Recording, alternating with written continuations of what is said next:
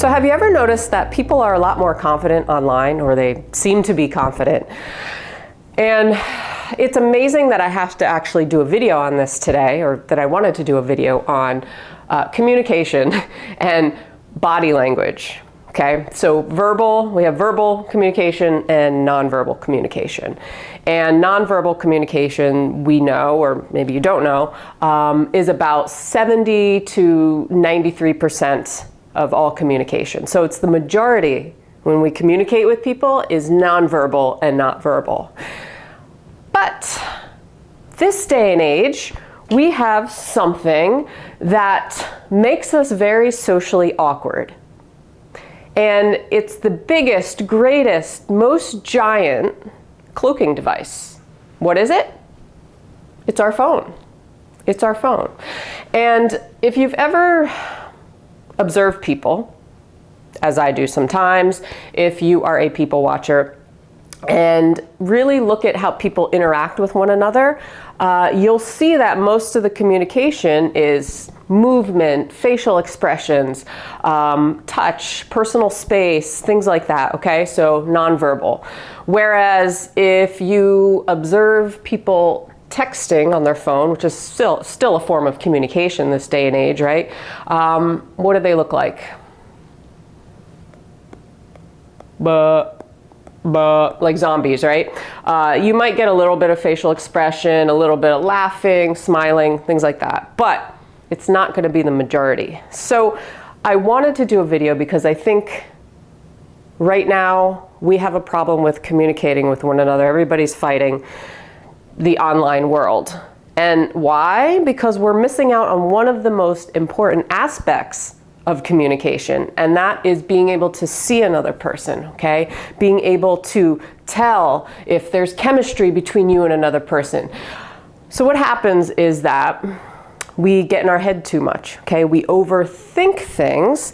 If you want to check out an interesting video that I did a while ago, if you're into some of my other videos on the Chinese 5 elements, fire, earth, metal, water, wood, I did a video a bit ago about the dynamics of each element, personality type in relationship. So I'll put the link to that below in case you want to check it out. It's really interesting, fascinating things, and you can tell a lot about how you interact with somebody.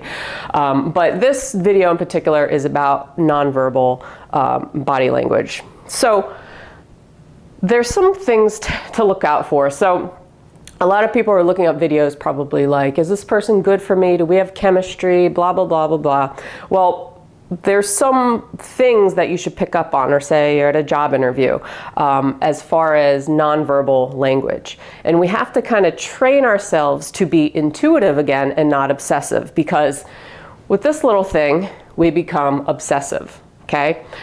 Because what happens, we don't see another person, we don't pick up the clues, we don't feel the energy of somebody else. So what happens? Our brain tries filling in all the rest, all the stuff that we miss from human interaction, okay? So there's a few different things. Number one, facial expressions, okay?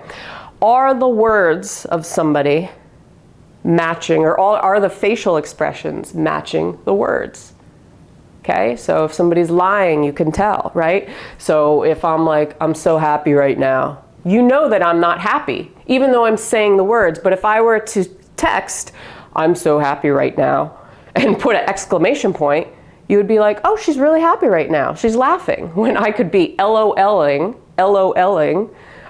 the crap out of you with just like a dumb face, right? So really important, okay? Are the facial expressions matching what is coming out through words? Because the words mean nothing, really, right? Mean nothing. So little facial expressions. You can tell when somebody's happy, when somebody's sad. You can tell when something is bothering somebody, right?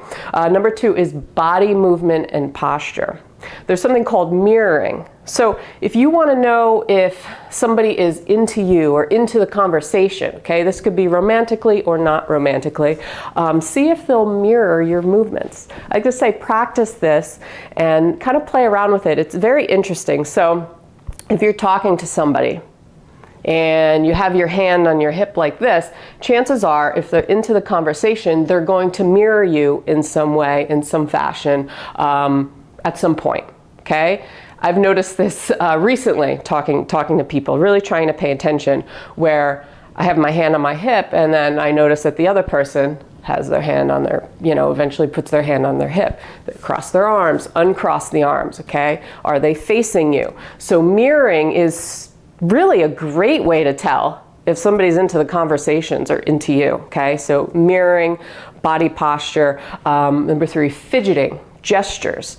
Okay, you can tell when somebody's nervous in person because they're playing with their hair, they're scratching their face, they're fidgeting. It's this kind of nervous energy. You could pick up on the energetics of it as well, okay? But it does take a little bit of practice because we've forgotten over the years, because of these things and being behind a screen all the time, big cloaking device, where we don't pick up on the cues.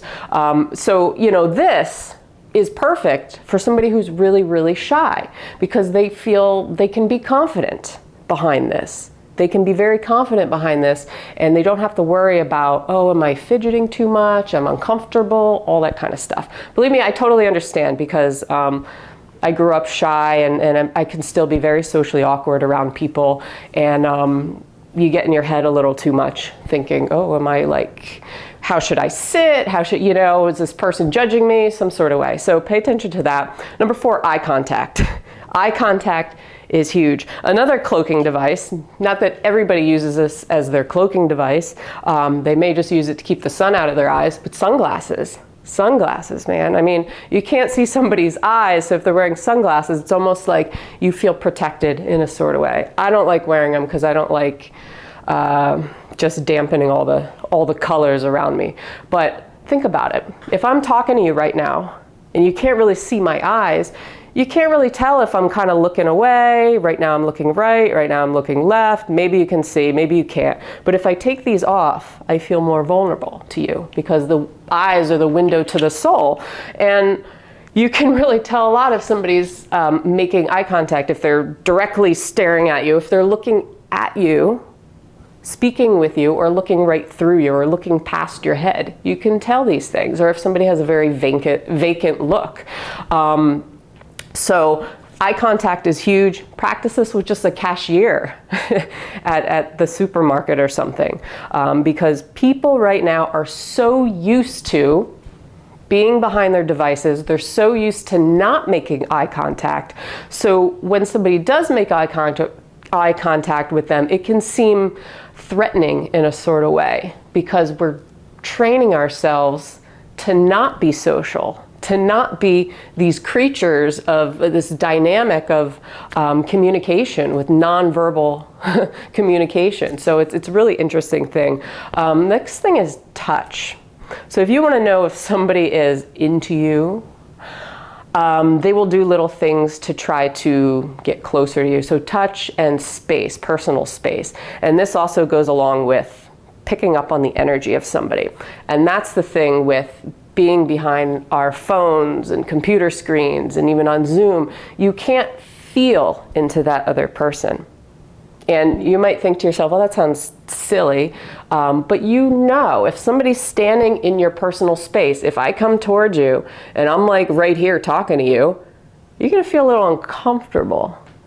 Maybe a little bit even on the camera, but not as much as if I was in your personal space, okay? Breathing. Do you ever have somebody in line who's standing a little too close to you, breathing, and you can almost feel them breathing down your neck? I hate that. Especially during the pandemic, people would do that. And I'm like, dude, you can feel it, right? So that's the thing that we're missing right now in the world, is that we can't pick up on this personal space. Or if somebody goes out of their way to just kind of like brush against your arm or do certain things to try to make that connection. As human beings, we're always trying to make a connection. Not that somebody's going to come up to you and grab you and hug you and kiss you, but little things, okay? Like little things. Your knee might touch them or something like that. That is a clue, a sign that somebody might be into you, okay?